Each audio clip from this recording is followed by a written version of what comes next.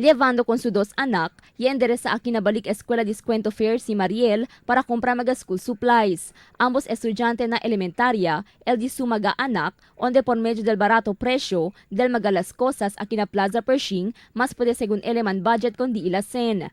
Una ya compra si Mariel con su mga anak mga school bag, que mas barato comparando si ta vende na mga establecimiento. Mas mura kasi maka-discount.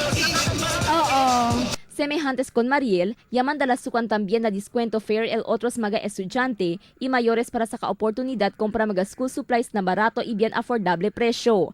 Por ejemplo, el notebook que talinang na 10 pesos, 11.50 pesos el notebook con yarn. El 3 bilog ballpen pwede también compra na valor de 10 pesos. Pad papers que talina 12 pesos hasta 18 pesos depende na klase. Crayola de 8.50 hasta 41.50 depende na numero y klase. Además, vendible también mga uniforme como el blouse de 165 pesos, school bag de 99 pesos, palda 129 y short de 95 pesos. Puede también comprar mga mayores jorgesa para kundila mga anak na bien barato presyo, valor de 10 pesos hasta 20 pesos lang. Si ta buscaba unan mga mayores, china también mga set de Tupperware, valor de 129 pesos, y un baon de 10 pesos.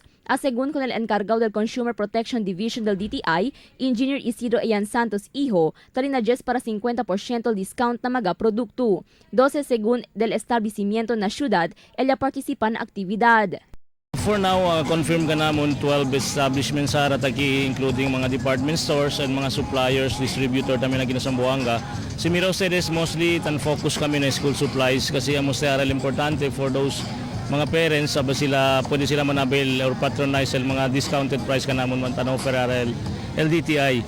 El balik Escuela Diskwento Fair del DTI ya principia este día y el termina mañana. Esta actividad del DTI en coordinación na gobierno lokal. Crisel Almonía, Dateline Zamboanga.